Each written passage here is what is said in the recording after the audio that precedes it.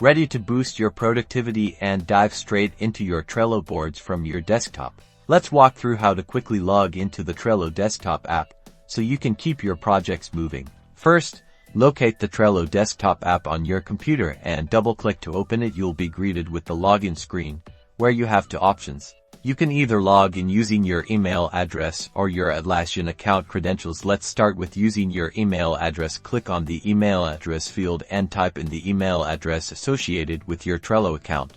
Next, click on the password field and carefully enter your password. Remember, passwords are case sensitive, so double-check that you've typed it correctly.